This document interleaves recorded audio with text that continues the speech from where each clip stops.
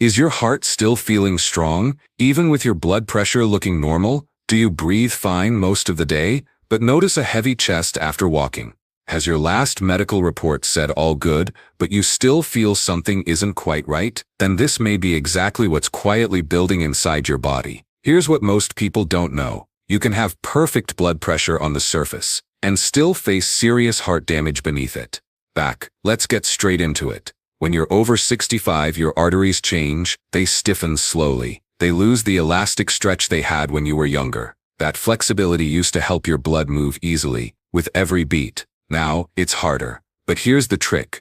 Your blood pressure reading might still show as normal, 20/80, or even better. What? That's because standard pressure readings measure force, not resistance. They check the outward push, but not the inward tightness of your artery walls. So yes, your reading looks fine, but inside your arteries could be becoming too narrow, too hard, and eventually too blocked. This is how heart failure sneaks in, even in people who say I've always had good pressure. And it doesn't start with a heart attack. Nope. It starts with symptoms that feel like normal aging, slight fatigue after walking, swollen ankles at night, needing more pillows to sleep upright, shortness of breath after climbing stairs, a faster heartbeat when standing up, random coughs that won't go away. Each one of these is a small sign. Each one tells you the heart is struggling with something. Now let's break down what's really happening.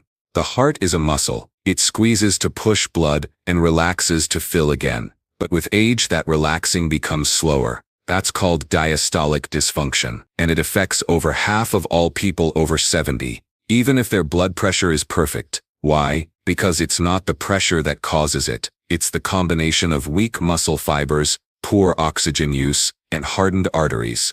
So what makes this worse? Let's list them clearly. First, inflammation from sugar and processed foods. Every sugary snack creates an inflammatory wave that damages the lining of your arteries. Second, lack of movement. Sitting too much reduces nitric oxide, the molecule that keeps vessels flexible. Third, low magnesium. Most people over 60 are severely deficient, which causes tight vessels and irregular heartbeats. Fourth, high sodium in hidden forms, canned soups, packaged meats, even certain breads. Fifth, low potassium intake, needed to balance the sodium and relax vessel walls. Oh, it's not about one big mistake. It's about daily little habits that slowly push the heart into overload without showing on your pressure cuff.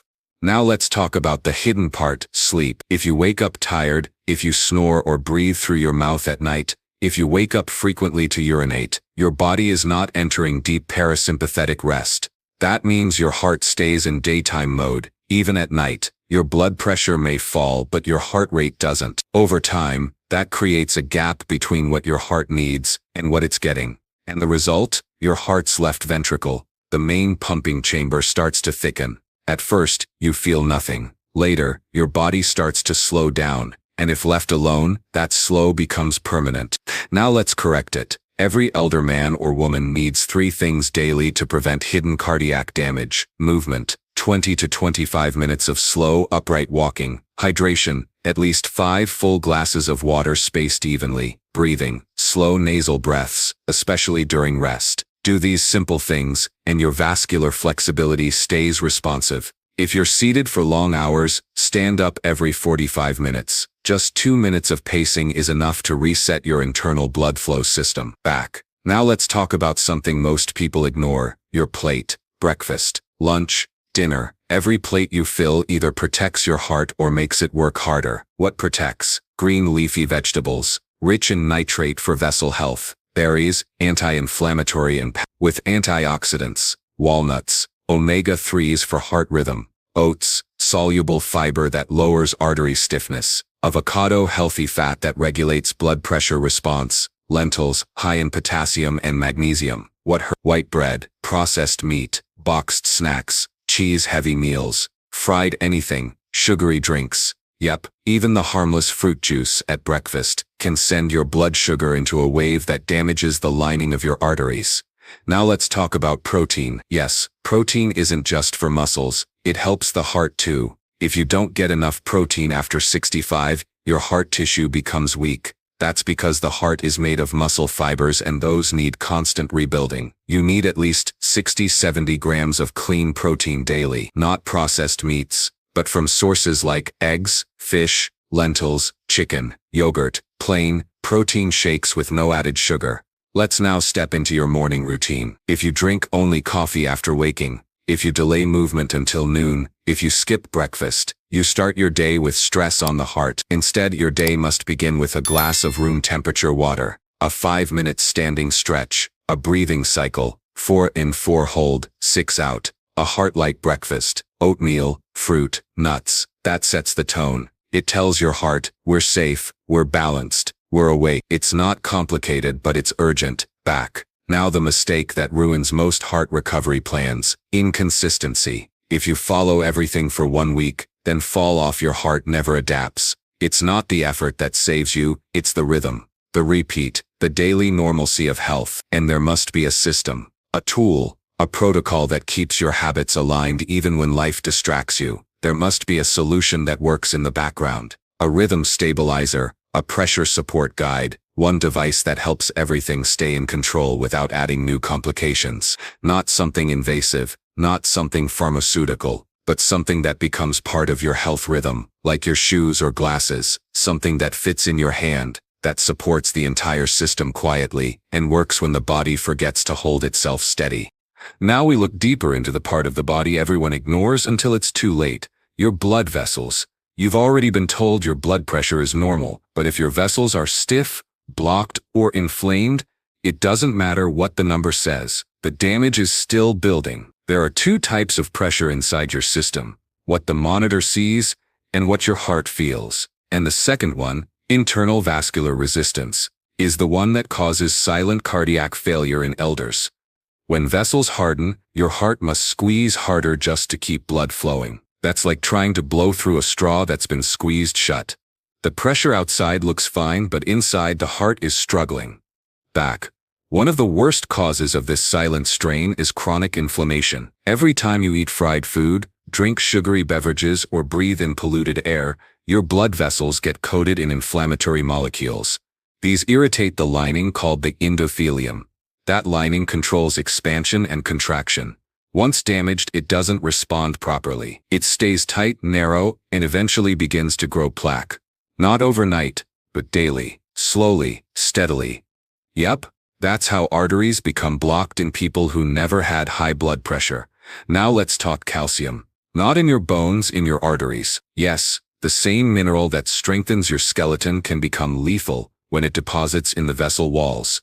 It's called vascular calcification, and it's triggered when calcium isn't directed properly in the body. If your vitamin K2 is low, calcium doesn't enter the bones, it clogs up your vessels.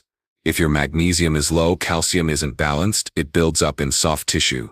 That's why some elders who take calcium supplements daily still end up with hardened arteries. The body doesn't use it right, it dumps it in the wrong places.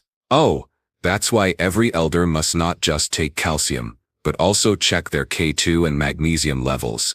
And let's address your kidneys. These 2 small organs regulate fluid balance, electrolyte control, and yes, blood pressure. If your kidneys are underperforming, you may have normal readings, but still hold on to excess sodium, lose potassium, and develop microswelling in the vascular system. The result? High tension inside with no visible signs outside. This is especially common in elders who don't hydrate properly: less water, less filtration, more buildup.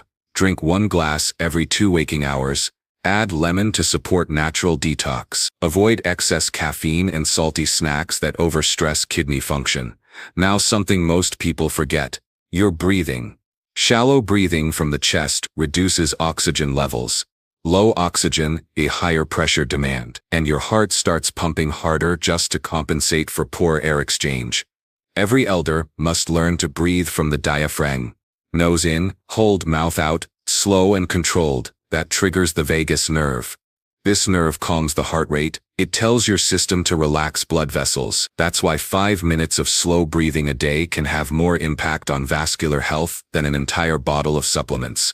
Yep, something as basic as correct breath, when done daily, can ease years of internal tension. Back. Let's move to movement. You do not need intense workouts, but you do need flow.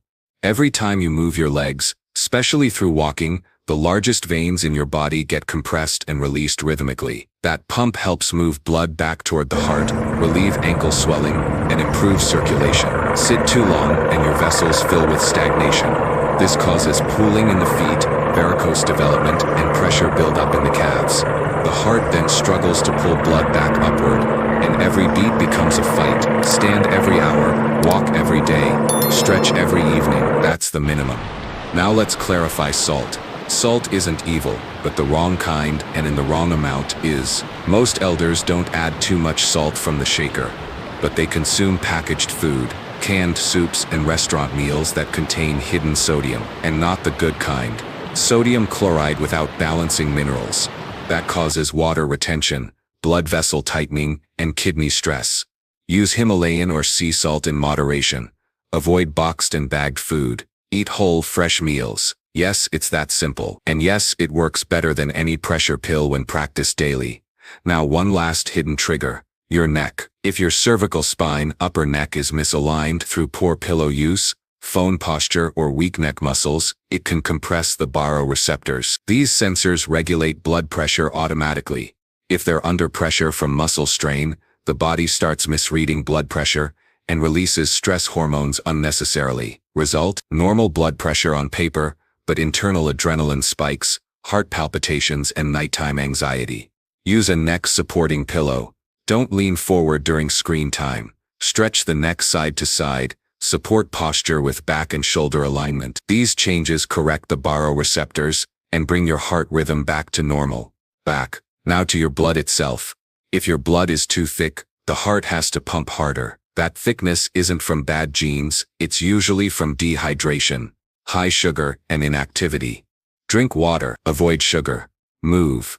These three alone thin the blood naturally and ease the burden on your heart. Add turmeric and omega-3 sources for extra anti-thickening support.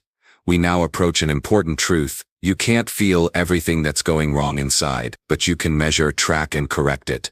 Track your morning heart rate. Track your evening leg swelling. Track your breath quality while lying flat. These small observations give you early signals. Respond to them. Don't ignore them. And here's a line worth remembering forever. What doesn't show in numbers still shows in your body. If you feel slower, stiffer, shorter of breath, even with good vitals, your body is asking for something different. Back. There must be something simple that supports all of this. Something that balances nerves, supports vessels, calms the system, and resets the pressure control loop. It must be safe, it must be usable, and it must be independent of drugs or side effects. There must be a solution, and some elders already found it without searching for it. Something that made their mornings easier, their breathing steadier, their pressure stable. Something small but powerful. Let's now break down the systems inside your body that control blood pressure without you even thinking about them. Because even with a perfect reading, your internal pressure balance might already be failing.